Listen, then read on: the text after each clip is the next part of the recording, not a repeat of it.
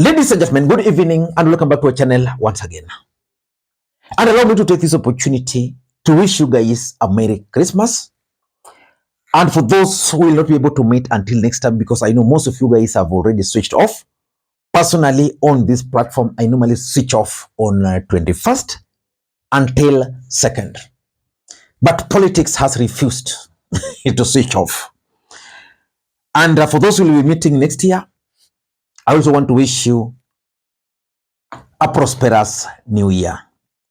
But because politics has refused to switch off, and because most of you guys are actually asking me to talk about specific issues, for example, most of you guys have actually requested me to speak about the meeting between William Ruto today and the current chairman of the African Union Commission, His Excellency Faki.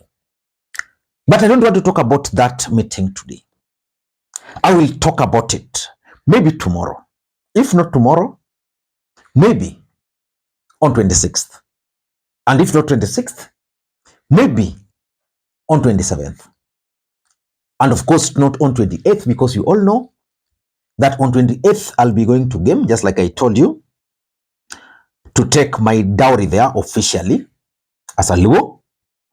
And it's going to be a small but well event. And there's some of you guys who have supported me to make it a success. I want to take this opportunity to thank you guys. Ladies and gentlemen, in this particular video, I want us to talk about something which I think is going to be my unsolicited advice to Raila Odinga as we end the year.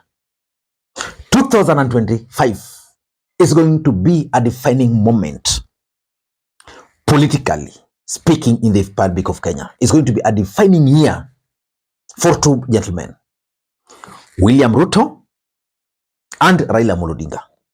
For William Ruto, it's a do or die, and I'm going to explain that maybe in another video. And for Raila Odinga, it's also a do or die for him, politically speaking. Because you all know that in February, Raila Odinga will either be elected as the chair of the African Union Commission, or is not going to be elected. There are only two outcomes in that election. And regardless of the outcome, whether he wins or whether he's going to lose, Raila Odinga must be very careful with William Ruto's schemes.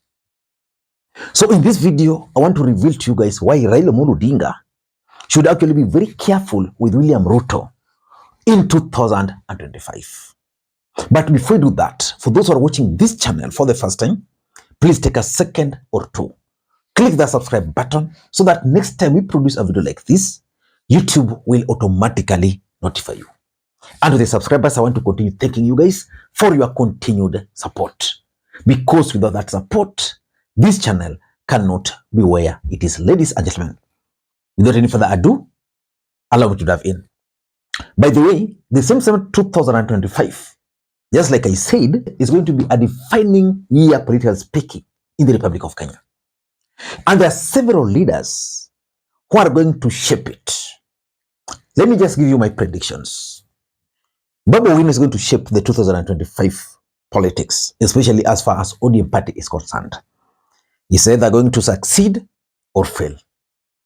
Moses Kuria is going to be a key player in 2025. I'm saying this because William Ruto decided to remove Moses Kuria from his cabinet. Again, William Ruto appointed William Kabogo as a cabinet secretary. How Moses Kuria is going to react to that is significant. And someone was telling me that Moses Kuria is in a position where he was when he was seeking for treatment in Dubai, for those who remember, where everybody was going to go to him. And that the person who will win the support of Moses Kuria is definitely going to be the winner of the 2027 presidential election. So Moses Kuria is going to be key. The other person is going to be Ndindi Nyoro. How Ndindi Nyoro is going to navigate the politics of Ruto, Uhuru, Rigathi in the mountain is going to shape the 2025 or 27 presidential elections in the Republic of Kenya. There are others. So tomorrow maybe we'll need to do 10 individuals who are likely to shape the politics of the Republic of Kenya. Just like the other day I was telling you about Usosi, Godfrey, in the Luya nation. Let us not get into that. Let us focus on why I strongly believe that Raila Odinga must be very careful with William Ruto. Assuming in February, Raila Odinga emerge as the winner, will William Ruto be happy about that win? For me, William Ruto is going to be the happiest person if Raila Odinga were to win the African Union Commission chairmanship. For three main reasons. Number one, William Ruto will be able to take credit for that win. And he's doing it strategically. Campaigning for Raila, he persuaded Raila Odinga to join the government. In exchange of that, his team are leading the campaign for Raila Odinga. He's funding that campaign. We saw him with the FACI. Then, elections will be coming. If Raila were to win, there is no way he will take that credit from William Ruto. Number two, William Ruto will also want to use that win of Raila Odinga to consolidate Raila Odinga's support base for his 2027 politics. What does that mean? William Ruto is currently facing serious rebellion from the mountain. In fact, the mountain has rejected William Ruto fully. Which means for William Ruto to win in 2027, he must win Raila Odinga's support base. So if Raila Odinga were to win today, it would mean he will exit politics, but William Ruto will be able to now go to his bases, and the bases will soften their stance on William Ruto, because so far they're already doing that just because of the mere arrangement they have of the broad-based government. Number three, William Ruto is also going to be happy because it's going to be an opportunity for Raila Odinga to exit Kenyan politics peacefully. And of course, William Ruto will also take credit for that. That is if Raila Odinga were to win in February. The other side of it is that Raila Odinga fails to win. If he loses, will William Ruto be happy? I doubt if William Ruto will be happy. Of course, he will not be happy. At the same time, he's going to be happy. Why? He will not be happy because, number one, Raila Odinga might be tempted to run. And because Raila Odinga is the only politician in the Republic of Kenya with both supporters and followers, his followers would definitely follow him. And that's going to complicate the equation for William Ruto. Because we don't know how Raila Odinga will be able to reinvent himself. Currently, if you ask Kenyans, they're very angry and very bitter with Raila Odinga. But Raila Odinga is always considered the king of comeback. He will just get slight thing, and every Kenyan will be singing about him or singing his praises. So Raila might be tempted to run, and that's not good for William Ruto. Number two, because Raila will feel that Ruto actually played him or betrayed him, because if you were to speak, if you are talking to Raila Odinga's allies, I've talked to some of them, they have a strong feeling that Ruto might not be sincere in his support for Raila Odinga. So they believe that Raila might be tempted now after failing. He will say, okay, this guy played me, so let me stop him.